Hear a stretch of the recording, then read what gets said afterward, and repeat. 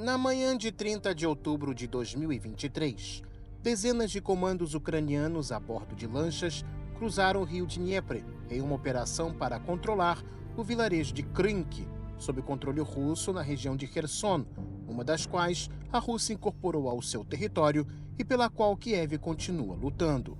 Os comandos em questão haviam passado os 2 meses anteriores em ilhas britânicas, com terreno semelhante ao da área nos arredores de Krynki, realizando treinamento de operações anfíbias sob a supervisão de generais do Reino Unido.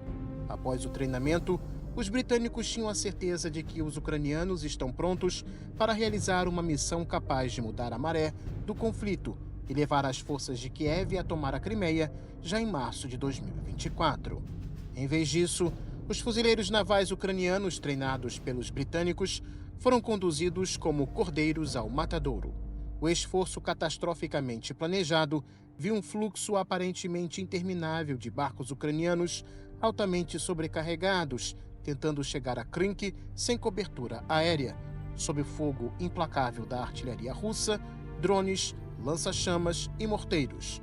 Os fuzileiros navais que fizeram a viagem estavam mal equipados. O reabastecimento destas tropas se mostrou praticamente impossível e evacuá-las estava fora de cogitação. Como a prometida cobertura de mísseis não se concretizou nas semanas seguintes, ficou claro que o esforço havia sido um desastre.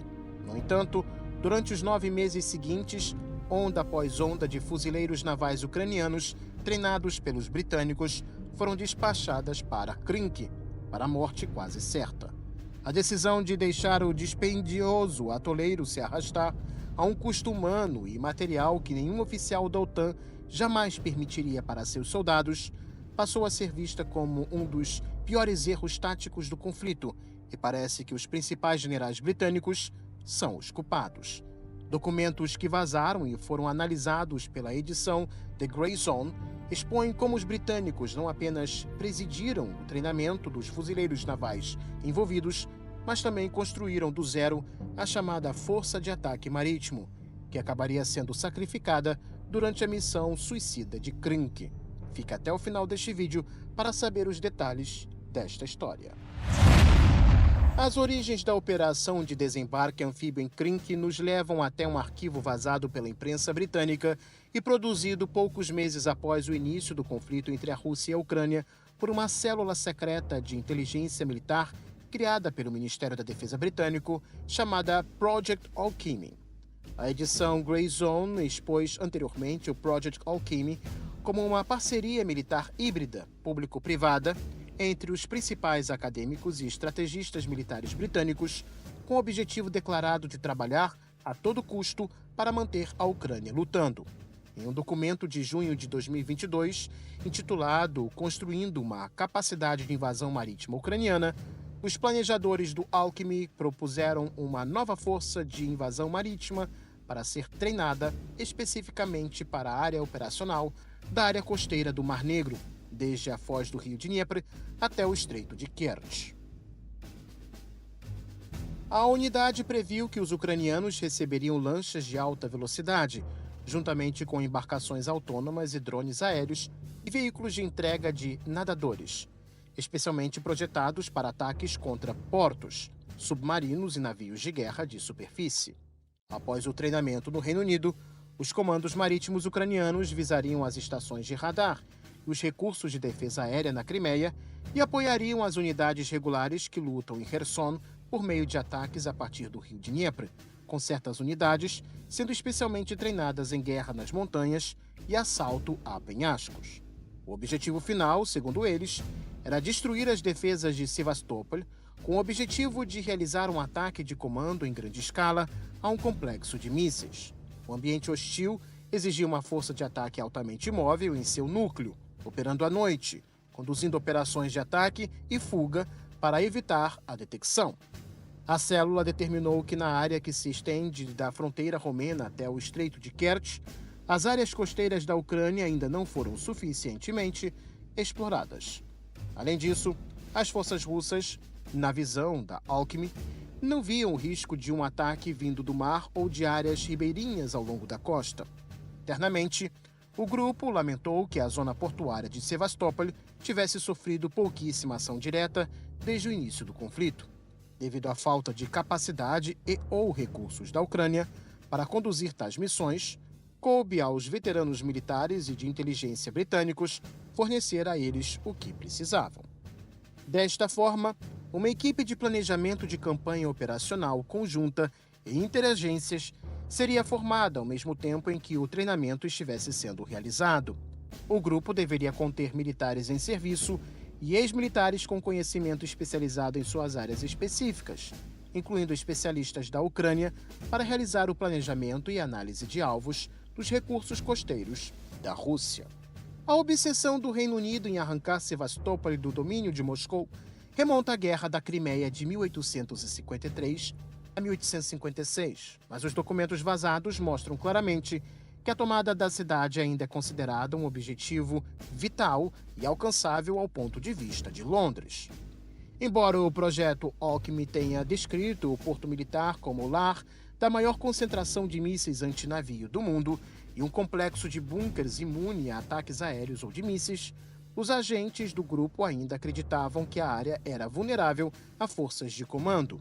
Uma investigação do jornal Ukrainskaya Pravda confirmou que Londres, talvez o aliado mais ativo e determinado da Ucrânia, vinha pressionando Kiev a usar fuzileiros navais para operações aquáticas e manobras enganosas desde o início do conflito.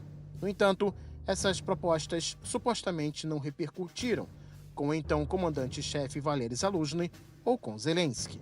Isso mudou no início de 2023, quando o Reino Unido enviou uma delegação sênior para se reunir com Zaluzhny em Kiev, onde o contingente de Londres prometeu fornecer aos ucranianos tudo o que eles precisassem para realizar as operações aquáticas que o Reino Unido havia evitado até então. De acordo com o Ukrainskaya Pravda, isso aconteceu em maio de 2023, quando a equipe britânica persuadiu Zaluzhny e ele disse: "É isso, estamos criando o corpo de fuzileiros navais." Os ucranianos seriam treinados em diversos locais no Reino Unido. O esquema de treinamento da Alchemy parece ter sido confirmado por combatentes ucranianos enviados a Krynk, conforme entrevistas concedidas ao Ukrainskaya Pravda. Eles perceberam que estavam sendo preparados para algo grande e diferente de suas tarefas anteriores. Em agosto de 2023, autoridades britânicas e ucranianas anunciaram que quase 1.000 fuzileiros navais haviam concluído o treinamento para realizar operações anfíbias com barcos pequenos, incluindo ataques à praia. O Project Alchemy declarou que o esforço poderia ser a ponta da lança de uma ofensiva maior com o objetivo de retomar a Crimeia, algo considerado impossível por muitos. A partir de outubro de 2023, fuzileiros navais ucranianos mal equipados começaram a ser transportados em massa para Krynk. De acordo com o Ukrainskaya Pravda, quase imediatamente a maior falha da operação, o seu planejamento, começou a trabalhar contra a força de invasão. 2 meses depois, um comando participante descreveu a James Waterhouse, correspondente da BBC, a situação de pesadelo que aguardava as forças de Kiev no local. A reportagem da BBC foi publicada em seu site em inglês em 4 de dezembro de 2023. O militar ucraniano também falou para o correspondente da BBC sobre fogo constante durante as travessias do rio, com barcos que transportavam seus companheiros afundados e perdidos para sempre no rio Dnieper. Precisamos levar tudo conosco: geradores, combustível e alimentos. Quando você está montando uma cabeça de ponte, precisa de muito de tudo, mas os suprimentos não foram planejados para essa área. Achávamos que, depois que chegássemos lá, o inimigo fugiria e poderíamos transportar com calma tudo o que precisávamos, mas não foi o que aconteceu. Quando chegamos, o inimigo estava nos esperando. Os russos foram avisados sobre nosso desembarque, então, quando chegamos lá, eles sabiam exatamente onde nos encontrar. A maioria de nossas perdas foram erros, seja por alguém não entrar naquela trincheira com rapidez suficiente, ou outro cara se escondeu mal. Se alguém não estiver ligado, será imediatamente alvo de todos os lados. Os suprimentos eram o elo mais fraco. Os russos monitoraram nossas linhas de suprimento, o que tornou tudo mais difícil. Havia uma verdadeira falta de água potável, apesar de nossas entregas por barco e drone. O Ukrainskaya Pravda documentou o lançamento de suprimentos vitais e coletes salva-vidas por um hexacóptero para fuzileiros navais ucranianos gravemente feridos. Outros comandos feridos foram forçados a flutuar de volta ao território ucraniano usando pneus de carro devido à falta de barcos disponíveis, bebendo água diretamente do Dnieper devido à falta de logística. Alguns até recorreram a cometer suicídio porque não havia evacuação. Entre os gravemente feridos, um soldado de 40 e poucos anos sofreu um ferimento no braço em dezembro de 2023 e tentou sair de Krynk de barco 2 vezes, com drones FPV russos bloqueando seu caminho. Ele conseguiu escapar nadando com apenas um braço e depois passou 6 horas andando de um lado para o outro na costa de uma ilha próxima, encharcado para evitar morrer de frio. Enquanto isso, outro fuzileiro naval treinado no Reino Unido relatou: Cada vez que nosso batalhão entrava em Krynk, a situação ficava cada vez pior. As pessoas chegavam lá, mas morriam. Não tínhamos ideia do que estava acontecendo. Todas as pessoas que eu conhecia que foram destacadas para Krynk estão mortas. O início do inverno foi quando a situação em Krynk começou a se deteriorar de verdade, segundo uma fonte ucraniana.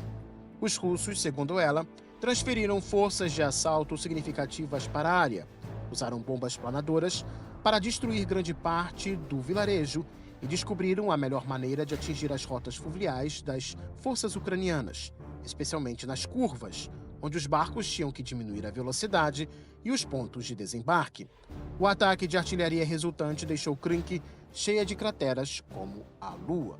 Assim, alguns fuzileiros navais ucranianos se perderam intencionalmente para evitar o desembarque na zona de morte de Krynk.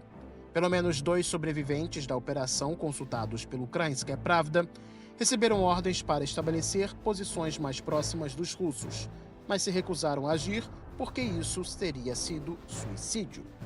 No inverno, as forças de Kiev começaram a se retirar gradualmente.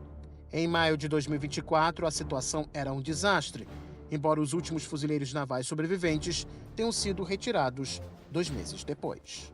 A maioria das pessoas com quem conversamos está convencida de que a operação se arrastou por pelo menos vários meses a mais do que deveria. Tivemos que nos retirar na primavera, o mais tardar durante a época de neblina. Poderíamos ter retirado todos os nossos soldados naquele momento. Isso teria salvado a vida das pessoas, mas, em vez disso, esperamos até que nada mais pudesse ser feito, até o último momento. Lamentou um oficial da Marinha. Como os principais meios de comunicação tradicionais agora dissecam os fracassos militares de Kiev em detalhes forenses, as reportagens destacam consistentemente o papel fundamental do Ministério da Defesa britânico no planejamento de alguns dos maiores desastres do atual conflito. Cada um desses contratempos deixou milhares de ucranianos mortos ou feridos, mas ninguém em Londres parece ter sofrido nenhuma consequência profissional. Para os oficiais estrangeiros que os enviaram para a zona de morte, aqueles que perderam suas vidas não eram nada mais do que subordinados de outro país. No final das contas, Krynk continuou sob o controle dos russos e os ucranianos se retiraram. Será que eles vão repetir a receita do plano britânico?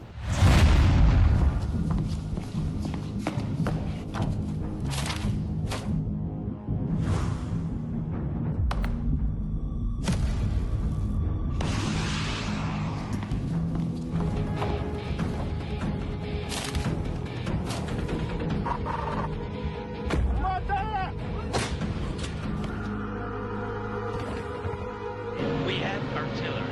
Thank you. We have it. Is it enough? Honestly, not really. I assure you that Ukrainian soldiers can properly operate American tanks. Let the world see that the United States are here.